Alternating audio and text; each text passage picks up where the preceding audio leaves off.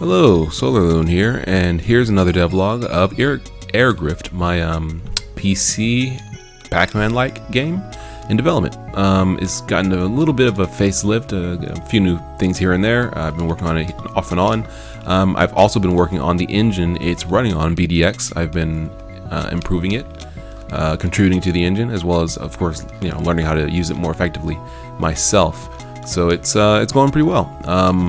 I guess I'll start with what's new with the game. As you can see, okay, well, there's a new bloom filter. I think I had that perhaps, but now I added downsampling into the engine, BDX. So now it's running a little more efficiently, and it looks a little more smooth as well. When you bump into things, you have a nice little couple of particles that pop off when you touch the walls and things like that. There's a couple of enemies. The white skull-shaped vehicle chasing me around is called a grinder, if I recall, and the robot that's not finished, the lightning striking robot, is called a Discharge. And basically they're going to be your opponents in this game. It's not really like neither of them are finished. The Discharge's animation isn't finished. It needs a lot more of a punch when it casts electricity. The grinder doesn't hurt you at all. Currently, it just follows you around, and even then, it doesn't actually go for your position. It just follows you around to kind of the closest node, invisible node on the map.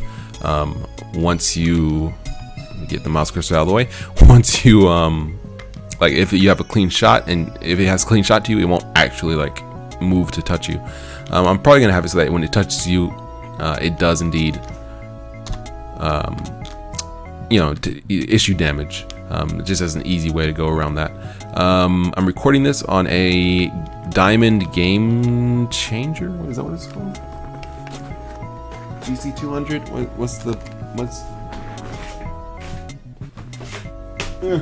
It's Gamecaster HD. I feel like dropping the name because I've kind of used this kind of a setup before. This is a little bit different because I'm trying to do this in one shot, so I'm not going to cut this in Blender or anything because I just don't want to take the time, and so it's going to be a little different. But basically, I've used this kind of device before, capture card, external capture card before, and this one seems to work pretty well. It's not too bad. 1080p 30 FPS or 720p 60 FPS, or I guess 60 FPS at a lower resolution, any other lower resolution. So this is okay for my purposes, basically, making gameplay videos and stuff like that. So that's nice. Anyway, when you take damage from a lightning strike, it shakes the screen a little bit. Probably could fade out a little faster. It's kind of a long-standing fade. But then again, if lightning does take this many hits, you're not going to be getting hit from lightning very often. So that's fine, kind of the way it is right now. As for GUI, we have and I'm pressing R to reset the game just to make it easy while I'm making it. You have the gold, the money readout at the bottom of the left side. That says $60 currently. Then you have the fuel gauge, which goes down as you boost for this character. And you have the health gauge rather, that goes down as you take damage.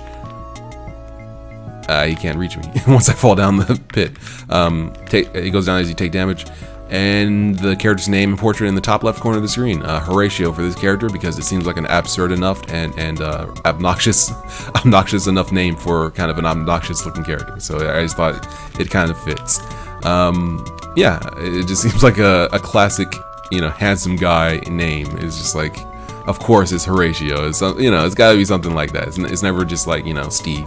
It's always like something foreign and just kind of an interesting name. All right, yeah. So anyway, of course, no offense if your name is Horatio and you're watching my gameplay videos.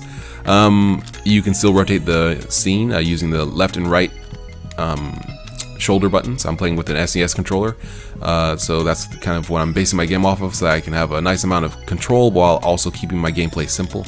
I don't want to just use a boatload of controls just because I have access to a classic 360 style control setup, with the analog sticks and the triggers and all that stuff. I want my games to be relatively simple and easy to pick up, so this is a way of kind of ensuring that. Currently you can't die except by falling off the stage. That just detracts from your lives by 1. If you run out of all 3 lives that you start with, it just doesn't pull you back onto the stage, or do I not have that working? Okay, yeah, so it just doesn't pull you back up and push you, give you your stuff back. So yeah, you can still rotate the scene, which is nice. You can also press X to change the camera mode. Sorry, that's kind of a jerky snap currently, but it kind of goes to like a behind the back, kind of a closer perspective. And of course, perspective as opposed to orthographic, so it looks more three-dimensional. So I kind of just included this because I thought it would be cool. I think I wanted it to be more behind the back, kind of like a third-person camera, just to have it be a different approach, a different camera than usual. But overall, this already looks pretty good. I like the way that it looks so different from the kind of standard PlayStation style isometric view. The kind of graphic style I was going for when I was making the sprites and tiles, and when I'm making the sprites and tiles, is kind of like a Game Boy Advance aesthetic, where it's like kind of no limit on the number of colors, but just, distinct, well-chosen colors. Usually Game Boy Advance kind of had really nice, bright, colorful graphics, and I kind of want that kind of feel while still having kind of simple, low-poly, 3D shapes and things like that. Yeah, I think that's pretty much more or less it when it comes to the devlog as it is. I've been working on the engine, adding different things, implementing things, changing things, fixing things. So hopefully I'll be able to add more stuff and get things looking even better as the game rolls on. What's up with this guy? He's stuck. Huh. Yeah, as the game rolls by, hopefully I'll be able to... I need to make it so he calculates this path more often. I guess that's what I need to do. Rather than making it so he calculates this path only kind of when he has to. Oh, yeah, so about the kind of core gameplay the game's going to be designed around. Basically, your goal is to get a certain amount of quota of gold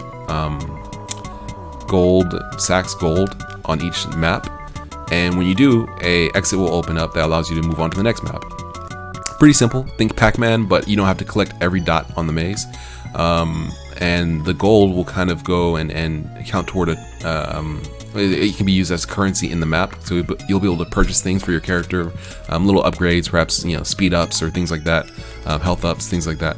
But I kind of also want it to go toward a total that you can use outside of the actual play of the game to unlock new maps, to unlock new cars and characters. The idea being that each character has their own vehicle and each vehicle handles differently. So, for example, this character and vehicle can boost and handles like this, whereas another character might have more traction, less... he's stuck in the same place. I gotta fix that. More traction, less acceleration, or more of a top speed, less traction, something like that. And instead of boosting, he might have a jump, or instead of boosting, he might have a teleport or something like that. That basically just changes how you play the game and changes how you approach it. And you'll be able to unlock those different characters and kind of try out different gameplay styles across different playthroughs of the game, because each map is going to be, each time you play, it's going to select from one of the maps. So I haven't made any other maps because it's pretty simple to make a map. The process is not that complex, so I'm just focusing on just implementing the actual interesting mechanics like the ramps and the enemies and boosting, GUI, all that stuff.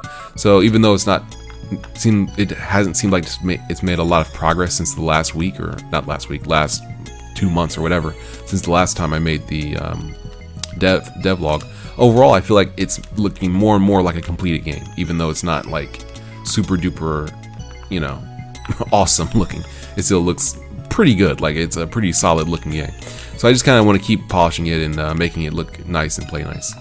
Alright, well, thank you very much for watching. I've been SolarLune. This has been a development log video for Airgrift. I was going to for some like Daygrift or something. For Airgrift. Oops.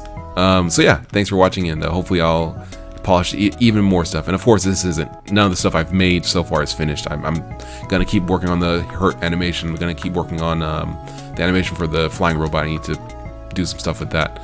But overall, it's looking pretty solid, I think. Alright, well, thank you very much once again for watching. I've been SolarLune. You have fun. See ya.